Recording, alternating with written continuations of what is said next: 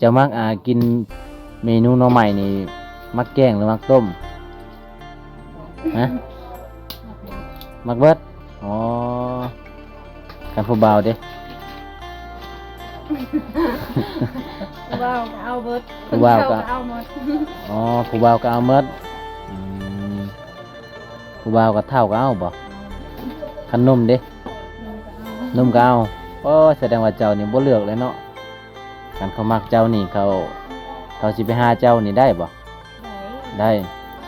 สมมุติว่าผู้บ่าวฟังไทยนี่แสดงว่าเขาบ่มักเนาะเขาบ่ได้มาหาเจ้า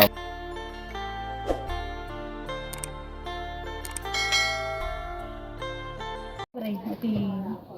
แบบประจำเรา สบายดีคนสวย โดยสวย อันนี้คือหยัง น้องใหม่ บ่แม่นหน่อไม้บ่ ภาษาบ้านเฮาก็คืออะบังอะบังเด้อทุกคนเด้อหน่อไม้นี่เจ้าเอามาได้ไส เอามาไปให้ เอามาที่ให้โอ้อยู่ให้เจ้าหลายเนาะคันผู้ใดอยากกินนี่ก็เจ้าไปหาให้บ่แม่นบ่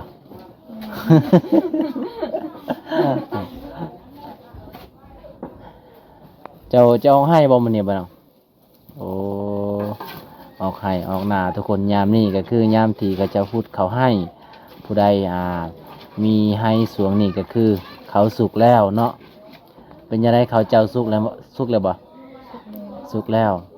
กินจังมือแล้วเขาไม่ ยังบ่ได้กิน ยังบ่ได้กินอ้าวเจะออกให้ก็คือเจะเพศยัง มากกับไปหูเมื่อวัน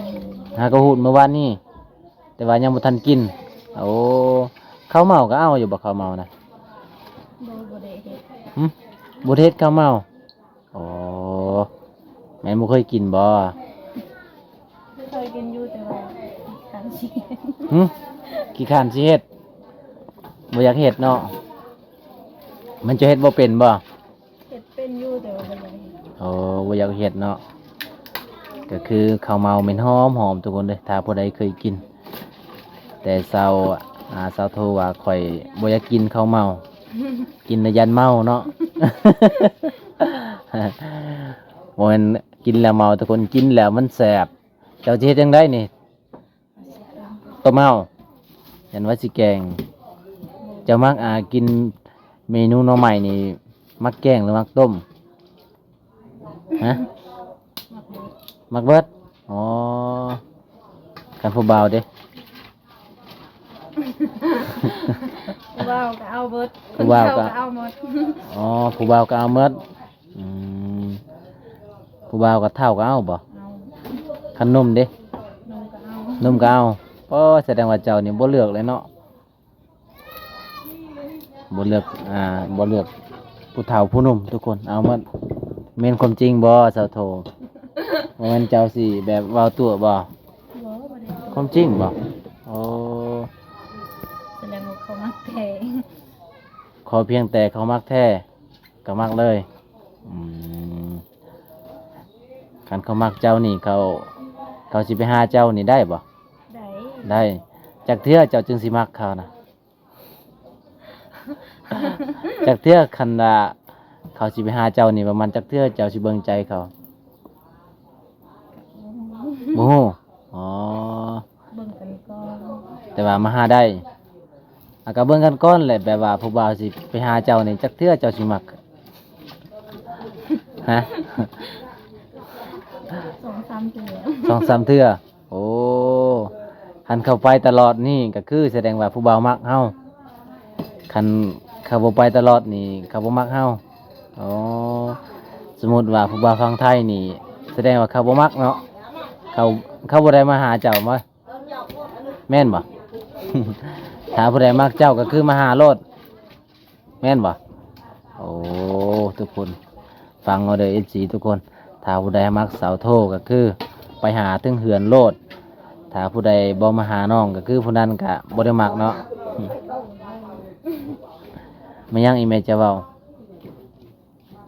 หึตะดัง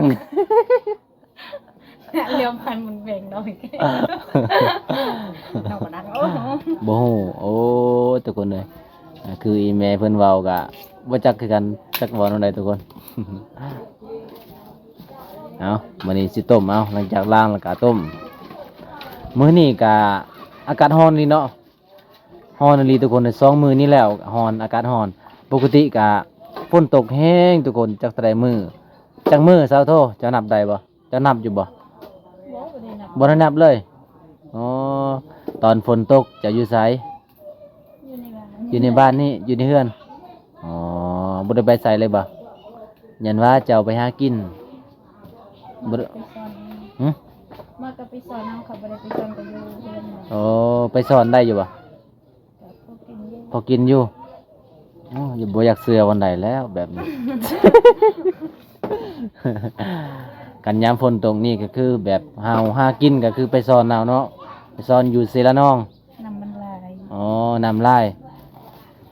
ลอยน้ำเป็นอยู่บ่เจ้านะ ก็เป็น เป็นอยู่เนาะ เอาตัวนั้นกะขี้เหงื่อทิ่มโอ้ทิ่มไปหลดเนาะบ่มีบ่นั่นน่ะเอาไว้ขี้เหงื่อบ่ บ่มี บ่มีโอ้บ่มีวันไว้ขี้เหงื่อทุกคนบ่ได้ใส่น้ำบ่ต้มมันนั่นน่ะ ใส่อยู่ ยังบ่ได้ใส่ ใส่อยู่ ใส่แล้ว ยัง อ๋อคิดว่าบ่ได้ใส่น้ำก็ต้มโอ้ มันสิสุกบ่เนาะอืมนี่ทุกคนเลยถ้าผู้ใดมักฮักสาวโทนี่แสดงว่าโชคดีอีหลีทุกคนเลยสาวโทเป็นสาวที่ว่าขยันทำอยู่ครัวกินทุกคนอยู่เฮือนอยู่ซ่านนี่กะเวลานึ่งข้าวนึ่งน้ำเฮ็ดกินนี่กะสาวโทเลยเฮ็ดกินสวยอีแม่ถ้าบ่เฮ็ดกะบ่ได้คันเจ้าเอาผัวแล้วเจ้ากะสิเฮ็ดแบบนี้บ่โอ้อยู่ใส่ก็ต้องเฮ็ดเนาะสาวโทเนาะถ้าบ่เฮ็ดก็คือ ยังกิน บ่มันยังกินเนาะอืมเอาทุกคนเลยผู้ได้มามื้อนี้นะแขกบ่น้องเจ้า ผู้เอาผัวอยู่บ้านหยังก่อบ้านสะตึมโอ้ทางไปเมืองบ้านดงอ๋อทุกคนก็คือผู้น้องก็เอาผัวแล้ว แต่ว่าส่วนเอ้ยสาวโทว่าคอยเท่าข้างบ้านแล้วอายเอ้ย บ่มีผู้ใดมาจีบเลยอืมมีอย่าบ่ผู้ว่าไปดินแต่ละคืนบ่มีอ๋อบ่มีเลยเนาะเป็นหยังเขาเจ้าคือบ่ไปดิน เจ้าก็งามอยู่เด้ทั้งงามแล้วก็ทั้งเจ้าดูมันพร้อม บ่ได้ไปเล่น โอ้ยหยัง แม่นเจ้ากี่คุยพุ่นบ่น้อง บ่ได้คุย เอาน้องสิต้มนี่ประมาณจังน้ำ น้ำเดียวนี่ น้ำเดียวนี่โอ้น้ำเดียวนี่ก็คือ ถ้ามันแห้งก็กินได้เลย โอ้เจะบ่ได้ใส่หยังบ่ต้มแต่น้ำเปล่านี่เนาะอ๋อทุกคนเลยแต่ว่าไฟนี่บ่ให้ดับเนาะเจ้าก็จะเผาจุดนี้เลย อ่า ได้ เผาบ่ได้ เออคิดว่าเผาได้โอ้ทุกคนเนี่ยมันร้อนเลยได้ให้เบิ่งนี่อากาศอยู่นอกมันร้อนเลยถ้าว่าสาวเผา เป็นสาวเผา เว้ากับบิดทุกคนเลยถ้าว่าสาวโทเผาจุดนี้ก็คือสาวโทก็สิได้ผัวแล้ว แต่ว่าบ่บงนี่อดบ่ได้ดอกทุกคนเด้อมันร้อนแฮงเบิ่งอาหารสาวโทคือหยังนี่มักเขือโอ้บ่มีอาหารกินเลยทุกคน อันนี้ก็คือหยังสาวโท อันนี้คือน้ำไม้ส้มเนาะ โอ้หลายเลยทุกคนเลย3กระปุกสี่กระปุกนะเอาไว้กินปีหน้าบ่ บ่เวลาแบบนี้ โอ้เวลาสิเฮ็ดกินเนาะเวลาสิกินก็เอาเลยโอ้ทุกคนเลยสาวโทเฮ็ดเป็นได้เพราะว่าไอ้เมย์บ่วงนี่เฮ็ดบ่เป็นทุกคน เอ้ยสกูอ่ะ แม่นยังเจ้าว่ายังนะเจ้าเฮ็ดน้ำไม้ส้มนี่ผู้ใดเฮ็ดเจ้าเฮ็ดโอ้เจ้าไปเอาอยู่ไสหน่อไม้นะ ไปหาอยู่ป่า หาอยู่ป่าโอ้เป็นยังไงตอนเจ้าไปเอานะ ฮะเจ้าเอายังกินนี่นี่นะตอนนี้เป็ดนี่นะ กุยเอาวะกุยเอาใส่กระเป๋าโอ้ ใส่กระเป๋าแล้วก็แบแบกเอากเอาจะบ่ได้กุยซะแบบนี้มันหลายตัว โอ้มันหลายโพด ดีแบบกระเป๋ากับ อ๋อ แบบ อยาก มาไป ฮะ กลอยตุยเลยแบบ มันเต็ม เอาบางอันไหนแล้วจะเกิน เต็มกระเป๋าหน้ำไม้ยังนี่นะ ไว้ บ่เห็นหน้ำไม้ไหลบ่เห็นหน้ำไม้ยัง นั่นน่ะเอาวางเฉา โอ้บาโซบางโซก็คือหน้ำไม้บงหน้ำไม้บงทุกคนเอาหน้ำไม้บงแล้วก็ไปเฮ็ดหน้ำไม้ส้มก็คือกรัมมันนี่กัน โอ้ทุกคนเลยภาษาบ้านเฮาเด้อทุกคน อันนี้ก็คือสาวโทว่ากรัมมันนี่ก็ประมาณ3 มื้อแล้วก็ล้างบ่สาวโทหลังจากเซน้ำแล้วก็ล้างอ๋อล้างแรกก็คือใส่กระปุกคืนใส่บ่เกลือ ใส่ เป็นนัวก็ใส่บ่ บ่ใส่ บ่ได้ใส่อ๋อใส่แต่ใจก็พอเนาะ อ้าวทุกคนแม่นเลยเด้อสาวโทเบิ่งขนาดแดดๆมื้อนี้ก็คือสาวโทก็ยังเผาเซยทุกคนโอ้ส่งเสื้อกะสีนาโลดมื้อนี้ทุกคนมื้อนี้แปลกกันเลยสาวโท มื้อนี้เจ้าจะไปใส่มื้อนี้นะ พุด มันจะหุดเข้าโอ้จักคนไปนะ สาม 3 คนได้จักสอบ สอง 2 สอบโอ้ก็คือตอนนี้กินข้าวกินน้ำแล้ว กินแล้ว กินแล้วทุกคนเลย3 คนก็ได้2 สอบเนาะมืดมือบ่ หมอมันก็ได้ อ๋อฮอดหิวข้าวตอนบ่ายก็เมื่อโอ้ทุกคนเลยคันฮูดเบิดมือก็สิได้อยู่เนาะ3 เป่าเนาะคนละเป่าฝนบ่ท่วมอันนั้นน้ำบ่ท่วมบ่ มีไก่ ไกลจากห้วยน้ำก็เลยบ่ท่วมโอ้ทุกคนเลยเดี๋ยวมื้อหน้าอายก็สิขอไปนำเด้อแบบว่าฮูดข้าวนี่จังไดเพื่อสิได้กินเนาะสาธุเนาะ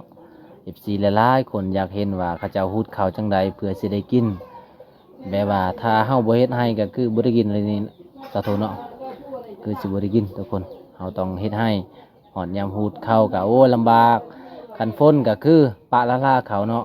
บ่ได้กินเลยทุกคนเลยคันแบบแดดคือซุมื้อนี้ตอนนี้ก็คือแดดก็ได้ฮูดอยู่ทุกคนถ้าบ่แดดก็คือปะละลาเลย อาชีพของสาวไฮสาวนากาประมาณนี้แหละทุกคน เป็นยังไงสาวโทตอนนี้น้องไม้จะสุกเลยบ่ ไก่จะสุกแล้ว ใกล้จะสุกแล้วประมาณจักชั่วโมงแล้ว 2 ชั่วโมง 2 ชั่วโมงโอ้โดนเนาะเป็นยังไงไปเบิ่งเลยบ่ว่าสิสุกหรือบ่ ยังไม่ได้ไปเบิ่ ยัง งบ่ได้เบิ่งอ๋อไปเบิ่งดูว่ามันสุกแล้วบ่ทุกคนไปหลังจากน้องต้มแล้วก็คือ2 ชั่วโมง2 ชั่วโมงเต็มๆทุกคนก็สิได้ไปเบิ่งอีแม่เพิ่นก็ปัดกวาดเพื่อนซ่านทุกคน ปัดกวาดเดินซานลูกเคยสิมาอีกบ่คือว่าปัดกวาดเดินซานสุกเลยบ่ตะเวครับเหรอเปรก็ช่างเหมือนกัน ยังไม่ได้กินอยู่ ยังไม่ได้กิน ลองเบิ่งดู ลองได้บ่โอ้มันฮ้อนเอาดิ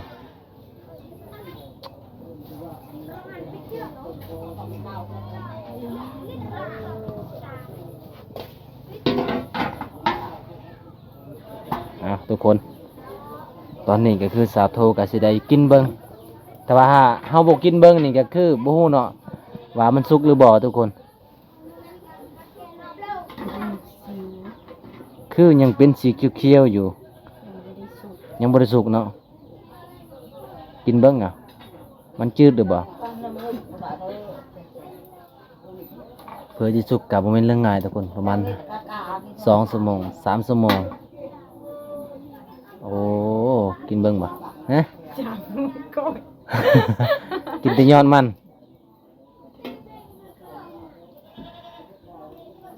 เป้อทุกคนเลยต้มมา2 ชั่วโมงยังบ่ทันสุกเลยฮะแช่เจือแช่เจือ Cho mà chúng xe thành cái vấn đề mà một cái mặt mà này cái đấy ยังบ่จืดปานใดโอ้คันคนที่มักแบบคมๆก็กินได้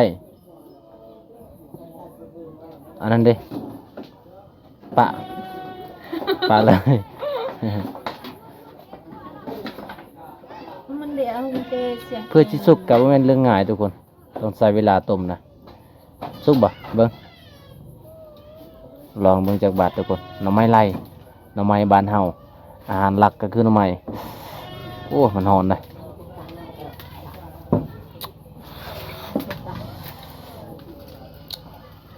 จะนึ่งข้าวหรือบ่เสาโทนึ่งแล้วอ๋อไอเมย์นึ่งคิดว่าเจ้านึ่ง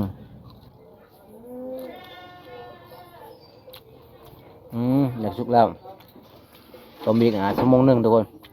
อีกชั่วโมงหนึงก็สุกแล้วน้ำยังบดแห้งโอ้ขันน้ำอันนี้แห้งก็คือสุกเลย มันจืดเลยทุกคนเลย แต่ว่าคิดว่าน้องตื้มน้ำหรือบ่ได้ตื้มบ่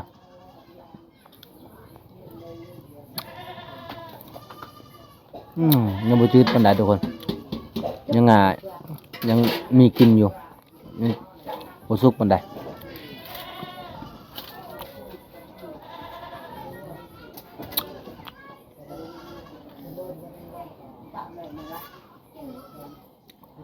หลังจากจะต้มหน่อไม้สุกแล้วเจ้ากะสิไปใส่ต่อทำน้ำไปตักน้ำตักอยู่บนใดห้วยสปาโอแมนดูใส่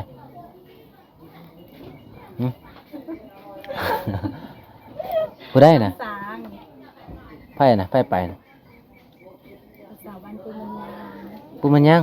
ผู้ใดอันเยี่ยมโอ้ก็คือผู้ที่เอาผัวอยู่พุ่นเนาะแล้วมาพี่บ่ บ่แม่นอีเมลเราเอาปุ๋ยบ้านปุญญาเลย ก็เรามาพี่ เรามาเกิดกับไปยืมพ่อไอ้พอเรามากับมือเตะของเขา โอ้ไอพอเพิ่นก็หากันเมื่อแต่คุกพุ่นโดยงามเนาะผู้สาวบ้านเจ้าเนาะ หน่วยมันเฮาบ้านปุญญา บ้านพุ่นย่างอ๋อแต่บิดกับบ้านเจ้า หลังจากนั้นก็เป็นสาวบ้านย่างอีกอ๋อ เอาทุกคนเลยมื้อนี้ก็ไปเยี่ยมยามสาวโทคือเก่าทุกคนน้องก็ขยันคือเก่ามาเท่าใดก็ขยันมื้อนี้แดดแต่ว่าน้องก็ยังอยู่แบบเตาไฟเลยทุกคนเบิ่งนะโอ้ยแบบนี้ก็คืองามเลยอยู่กับไฟ ทุกคนผู้ใดเข้ามาแล้วก็ช่วยฝากกดไลค์กดแชร์กดติดตามส่องบาวงในเด้อผู้ใดรับชมคลิปจนจบเนาะแต่ได้คลิปนี้บาวงกะสิขอลาสาวโทก่อนเด้อจังใดกะขอให้อยู่ดีมีแรงเด้อสาวโทเด้อได้มีข่าวดีไวๆเนาะ